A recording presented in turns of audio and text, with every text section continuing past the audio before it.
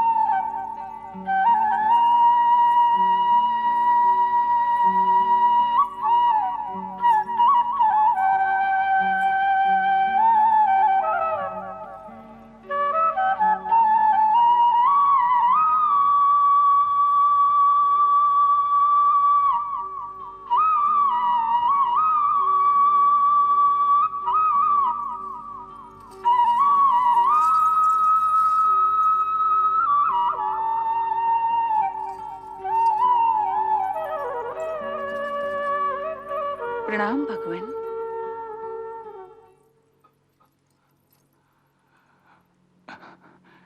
देवी तुम? हाँ प्रभु, मैं। क्या बात है देवी, आज तुम्हारे मुखमंडल पर तनिक वेदना का भाव झलक रहा है। ऐसे क्या बात हो गई देवी? यही बात मैं आपसे पूछने आई हूँ प्रभु कि आपके मुखमंडल पर भावुकता की एक ऐसी झलक देख रही हूँ जो मैंने पहले कभी नहीं देखी। आपकी मुरली में भी आज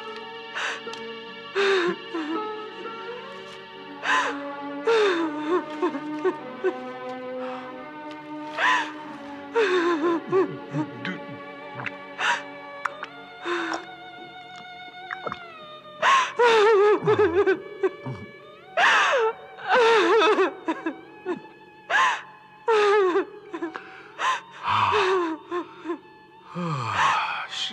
कृष्णा, श्री कृष्णा।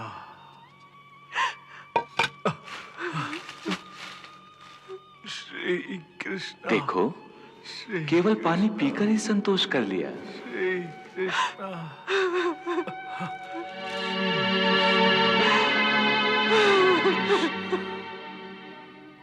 संसार का सबसे बड़ा दुख है गरीबी।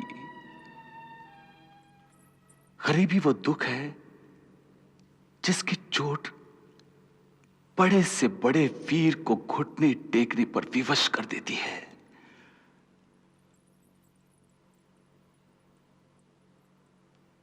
गरीबी बड़े से बड़े ज्ञानी का और बड़े से बड़े धर्मात्माओं का धीरज और धर्म चकनाचूर कर देती है और उन्हें धर्म के मार्ग से हटाकर अधर्म के मार्ग पर चलने पर विवश कर देती है। मेरा ये भक्त गरीबी की उसी चरम सीमा तक पहुंच गया है जहां पर बड़े से बड़े वीर और धीर पुरुष अपने घुटने टेक देते हैं।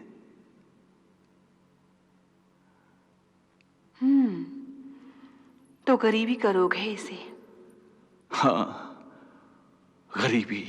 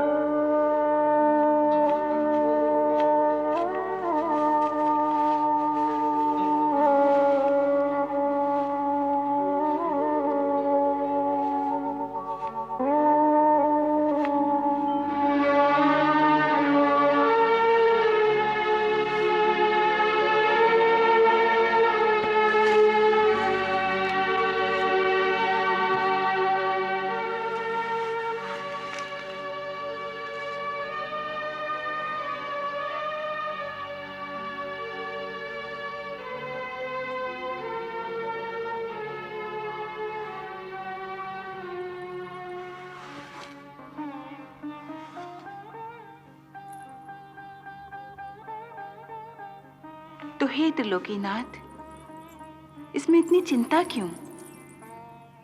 आपके अधीन तो तीनों लोग हैं। आपकी भृकुटी के संकेत मात्र से ही उसकी दरिद्रता दूर हो सकती है। हाँ, यदि आप चाहें तो। मैं तो अवश्य चाहता हूं। यदि मेरे बस में हो तो अभी इसी क्षण में उसकी दरिद्रता का नाश कर दूं। तो फिर करते क्यों नहीं? परंतु मेरे बस में हो तो करूं।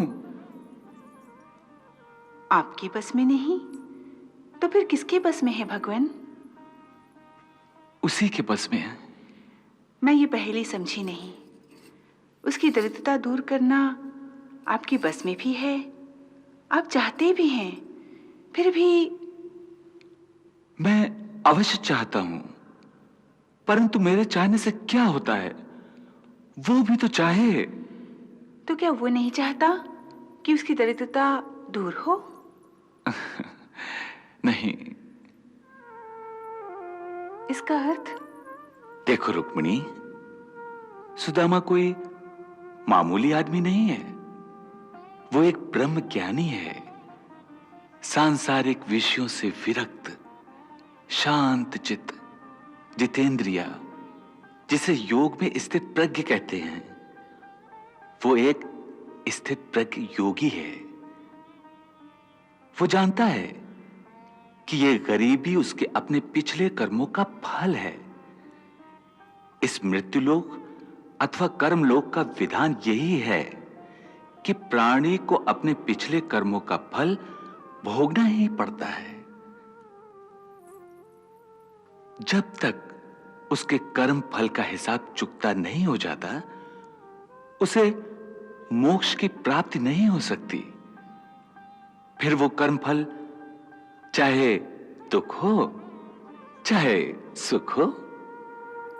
सुख भी? हां, सुख भी वैसा ही बंधन है जैसा दुख है। जैसे दुख का हिसाब चुकता करना पड़ता है, वैसे ही सुख का हिसाब भी चुकता किए बिना प्राणी मेरे चरणों में विलीन नहीं हो सकता। परंतु एक ही शर्त है कि जो मुझ तक पहुंचना चाहता है, उसे पिछले कर्म फल का दुख या सुख सब कुछ केवल निरासक्त भाव से भोगना पड़ता है। निरासक्त भाव से? हां, क्योंकि यदि उसमें आसक्ति आ गई तो फिर नया कर्म शुरू हो जाएगा। जहां नया कर्म आरंभ हुआ, वहीं उसका कर्म फल रूपी भाग्य बनना शुरू हो जाता है। और फिर कर्म से भाग्य और भाग्य से नए कर्म का नया चक्कर शुरू हो जाता है। और सुदामा इस बात को भली भांति जानता है, क्योंकि वो ब्रह्म ज्ञानी है। इसलिए वो अपनी दरिद्रता को निरासक्त होकर भोग रहा है। वो मेरा परम भक्त है। फिर भी उस पगले ने एक बार सपने में भी मुझसे प्रार्थना नहीं की कि प्रभु मेरा दुख मिटा दो। मेरी यही विवशता है कि उसका दुख देख रहा हूं, पर दुख मिटा नहीं सकता। और उधर उसका संतोष देखो।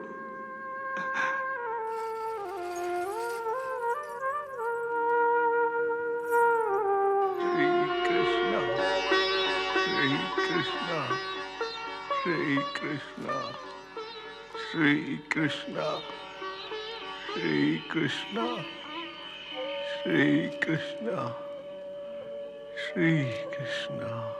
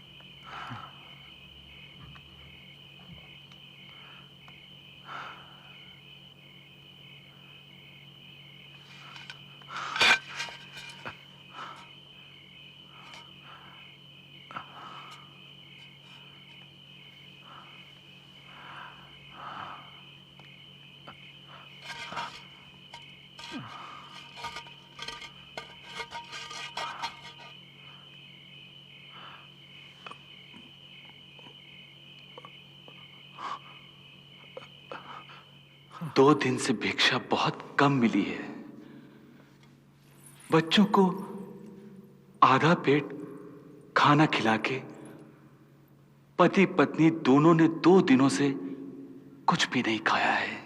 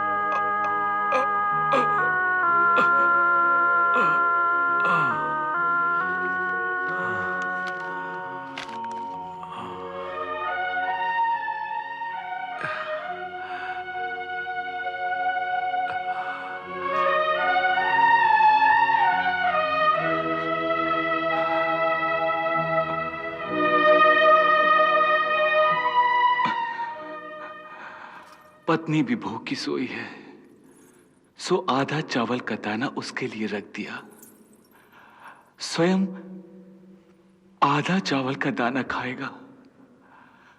वाह, इसे कहते हैं संतोष।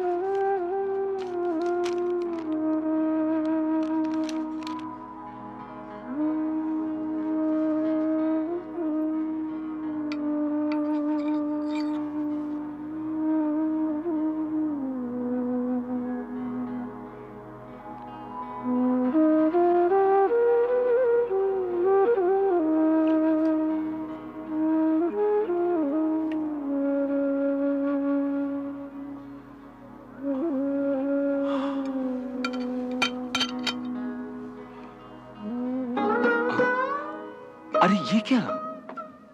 बाकी आधा दाना तो मुझे अर्पण कर रहा है।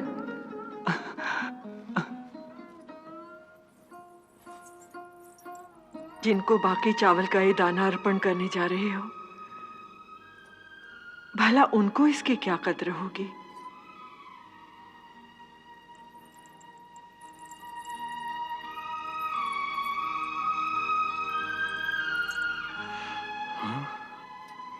उन्हें तो बड़े बड़े मंदिरों में बड़े बड़े सेठ और धनी लोग सोने के बर्तनों में उत्तम से उत्तम 56 भोग खिलाते हैं। वह एक निर्धन दरिद्र ब्राह्मण का भेंट किया हुआ चावल का आधा दाना कहां दिखाई देगा उन्हें?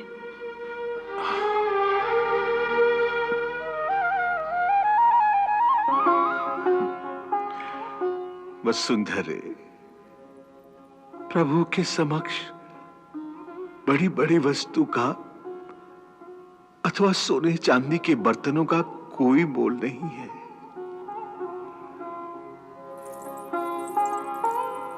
वहां केवल श्रद्धा का मोल है, भक्ति का मोल है। उस श्रद्धा और भक्ति को मत खो।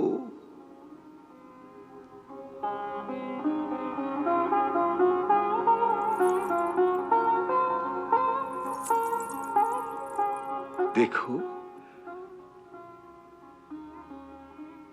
गरीबी के दुख से पीड़ित होकर तुम मुझ पर क्रोध करती हो तो मुझे अच्छा लगता है। इस संसार में कोई तो तुम्हें अपना दिखता है जिस पर तुम्हें क्रोध का अधिकार है। मैं भी नहीं सुनूंगा तो फिर इस क्रोध के द्वारा अपने दुख की अभिव्यक्ति तुम किस पर करोगी? हाँ?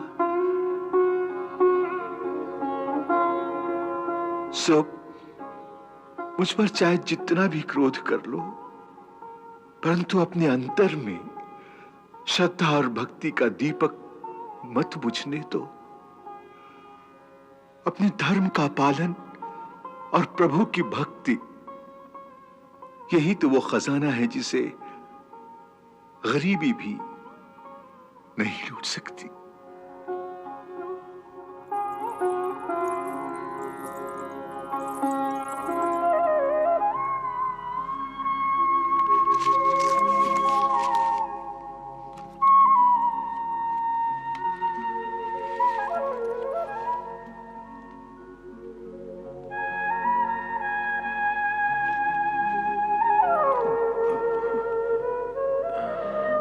अच्छा भक्तराज, आपकी आज्ञा शिरोधार्य करती हूं, परंतु इतनी बात समझा दीजिए मुझे। क्या? यही कि आपको बाकी चावल का एक दाना मिला, सो आपने ये सोचकर कि वसुंधरा 2 दिन से भूखी होगी, आधा मेरे पास रख दिया और बाकी का आधा आपने स्वयं क्यों नहीं खाया?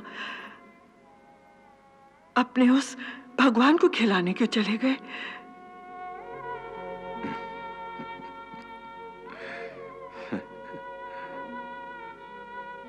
वो तो भूखा नहीं था।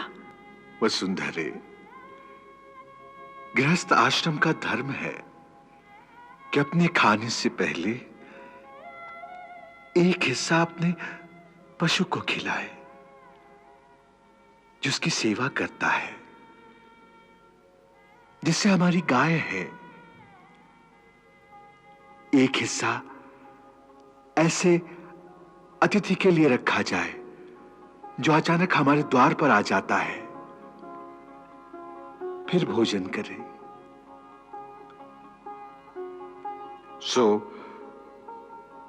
मैंने सोचा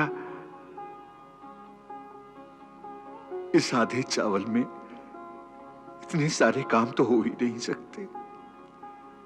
इसलिए इसे उन्हें अर्पण कर दूं जो विश्वात्मा हैं। कदाचित वो इससे संतुष्ट हो जाएं, तो संसार के सभी प्राणियों की भूख मिट जाए। इसलिए ये उन्हें ही अर्पण करने जा रहा हूं।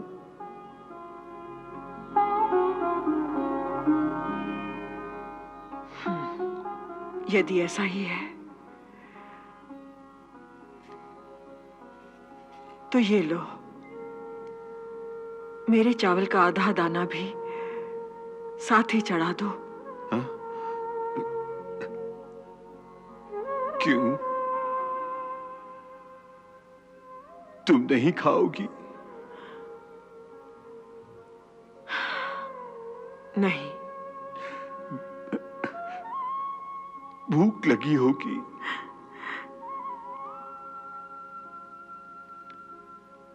जिसके पति को भूख नहीं लगती, उसकी पत्नी को कैसे भूख लग सकती है? ये चावल भी अपने उस भगवान को खिला दो, अपने उस मित्र को, उसी का पेट भरने दो।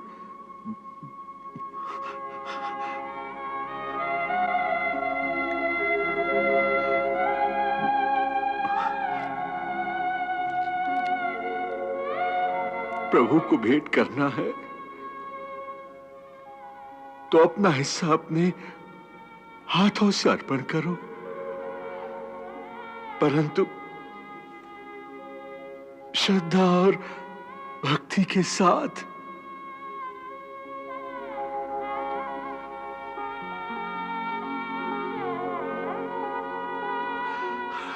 अब आओ।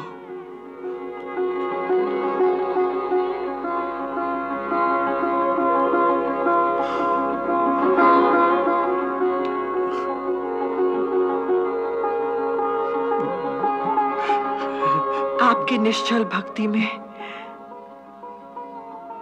जाने क्या जादू है कि आप पर क्रोध नहीं, दया आने लगती है। श्री कृष्णा,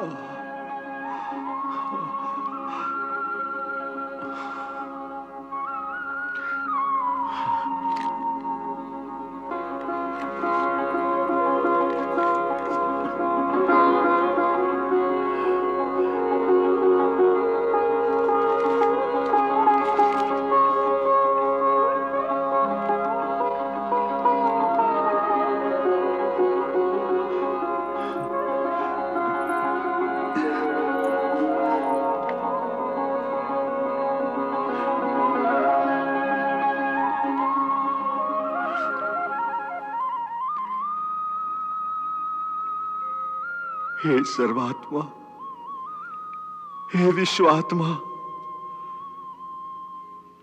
शास्त्र कहता है श्रद्धा और भक्ति से अर्पण किया हुआ एक पत्ता हो, एक फूल हो, चाहे पानी की एक बूंद हो, आप उसी से संतुष्ट हो जाते हैं।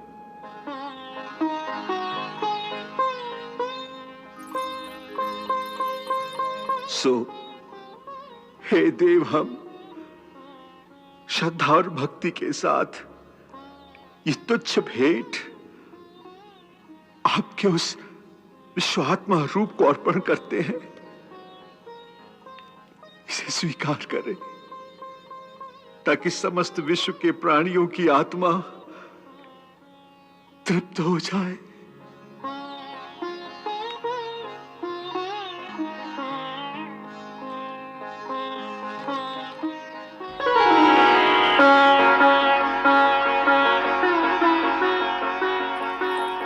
लीजिए, आपके हिस्से का भी आ गया। आगे चलकर आपको इसका दाम चुकाना पड़ेगा।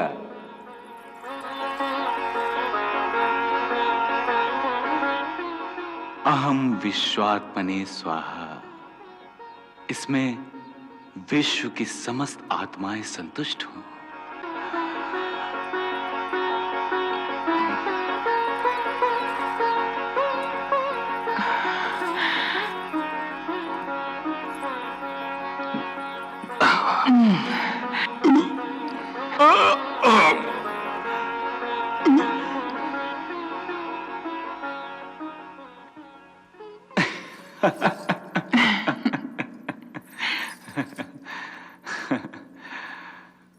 वाह, आज पहली बार भक्त की थोड़ी सी सेवा करने का अवसर मिला। प्रभु, ऐसे अवसर रोज तो नहीं मिलेंगे, परंतु पेट तो रोज खाना मांगता है। कैसे निर्वाह होगा इनका? भिक्षा मांगने से? भिक्षा मांगने से? प्रभु, आपका भक्त केवल भिक्षा पर ही जीवित रहेगा? हाँ देवी, क्योंकि वो ब्राह्मण है, उसे भिक्षा पर ही संतोष करना है। शास्त्र कहता है ब्राह्मण न कोई व्यापार कर सकता है और न किसी की सेवा। तो फिर क्या करें? एक ब्राह्मण का धर्म है इस सारे संसार को विद्या दे, शिक्षा दे, राजा को सन्मार्ग दिखाए, अधिकारियों को प्रजा की सेवा करना सिखाए, जनमानव को भक्ति का मार्ग दिखाए। परंतु इस सारे काम का व्यापार न करे, अपने जीवन निर्वाह के लिए भी विद्या सिखाने की कीमत न ले। अपना जीवन निर्वाह ब्राह्मण को केवल भिक्षा मांगकर करना चाहिए। और भिक्षा मांगने का भी एक विधान है कि केवल 5 घरों में ही अलख जगाए और उन 5 घरों से उसे भिक्षा मिले ना मिले, थोड़ी मिले, बस उस दिन उतने में ही संतोष कर ले, घर घर मांगने न जाए। और देख लो, सुदामा उसी धर्म को निभा रहा है।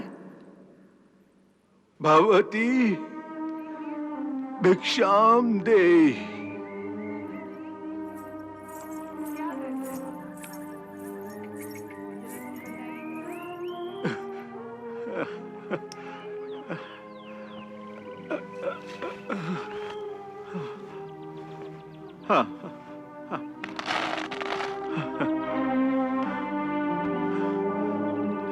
श्री कृष्णा श्री कृष्णा श्री कृष्णा श्री कृष्णा श्री कृष्णा श्री कृष्णा।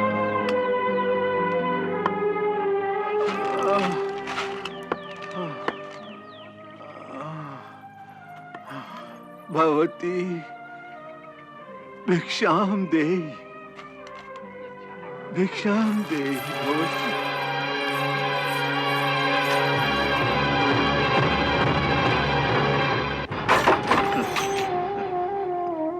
श्री कृष्णा श्री कृष्णा श्री कृष्णा श्री कृष्णा श्री कृष्णा।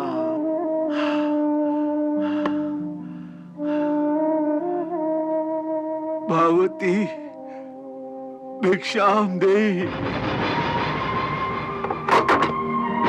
श्री कृष्णा श्री कृष्णा श्री कृष्णा श्री कृष्णा श्री कृष्णा श्री कृष्णा श्री कृष्णा।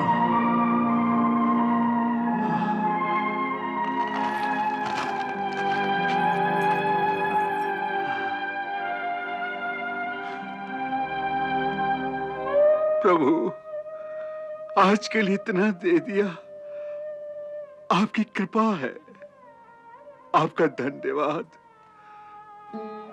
देखो रुक्मिणी, इतने में ही मेरा धन्यवाद कर रहा है, जैसे मैंने कोई असीम कृपा कर दी हो उस पर। हालांकि ये उसका अपने कर्मों से कमाया हुआ प्रारब्ध है। मैंने अपनी तरफ से उसमें एक दाना भी नहीं डाला। ये विनम्रता एक भक्त में ही हो सकती है। वो तो देख रही हूँ, परंतु परंतु क्या? परंतु ये बात मेरी अभी तक समझ में नहीं आती भगवान, कि आप सर्वशक्तिमान होते हुए भी अपने भक्त की कुछ भी सहायता नहीं कर रहे हैं। देवी, मैंने तुम्हें अभी बताया कि जब तक सुदामा मुझसे सहायता न मांगे तो मैं कैसे उसकी सहायता करूं? वो सहायता मांगने के लिए मेरी ओर एक कदम बढ़ाए तो मैं 100 कदम आगे जाकर उसकी सहायता करूं। वो कातर होकर एक बार मुझे सहायता के लिए पुकारे तो मैं तत्क्षण उसके पास पहुंच जाऊं, जैसे मैं गज के लिए भागता हुआ चला गया था। परंतु वो तो धैर्य की एक ऐसी मजबूत चट्टान है जिसे बड़े से बड़ा तूफान भी नहीं हिला सकता। कहीं ऐसा तो नहीं कि आप उसके धैर्य और धर्म की परीक्षा ले रहे हैं कि वो कब टूटता है? नहीं देवी, कभी तो मुझे ऐसा लगता है कि वो मेरी परीक्षा ले रहा है कि मैं कब द्रवित होकर टूट जाऊं और विधि के विधान को तोड़कर उसका प्रारब्ध बदल दूं। आप उसके प्रारब्ध को नहीं बदल सकते, उसकी मति तो बदल सकते हैं। अर्थात ये कि उसे अपना पूर्ण भक्त बना दीजिए। तुम्हारे कहने का मतलब है कि वो अभी पूर्ण भक्त नहीं है? नहीं, अभी उसके अंदर अपने ब्राह्मणत्व का अहम बाकी है। उसे अपने ब्राह्मण के कर्तव्य पालन, अपने प्रारब्ध से हार न मानने और शांत चित्त रहकर दुख सहन करने की अपनी शक्ति पर गर्व है।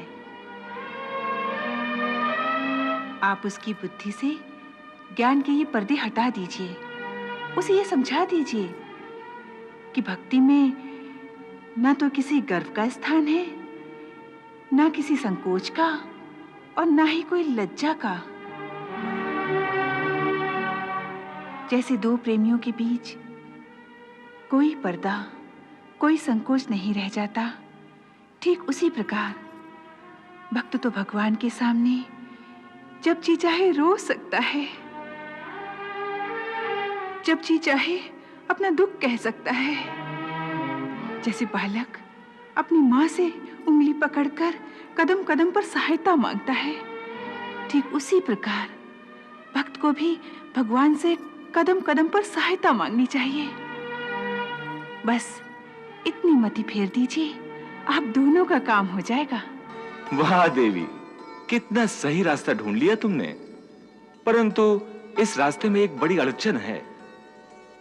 अड़चन? कैसी अड़चन? अड़चन ये है कि मेरे साथ उसके 2 रिश्ते हैं। 2 रिश्ते? हाँ, एक भगवान का और एक मित्र का। वो मुझे भगवान भी मानता है और अपना मित्र भी। मित्र? मित्र कैसे हो गया?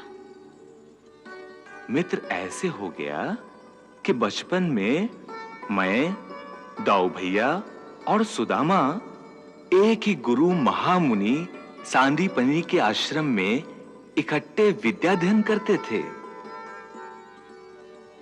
वहां हम एक ही कुटिया में रहते थे। तब की मित्रता है ये। और यहीं पर सबसे बड़ी अड़चन है, क्योंकि वो भगवान से तो सहायता मांग लेगा, परंतु मित्र से सहायता नहीं मांगेगा। क्यों? क्योंकि वो समझता है कि अपने स्वार्थ के लिए एक मित्र पर बोझ डालना, उससे कुछ मांगना मित्रता के उसूल के विपरीत है। मित्र धर्म इसकी आज्ञा नहीं देता। ये तो एक नई मुश्किल है। यही तो मैं कह रहा हूं।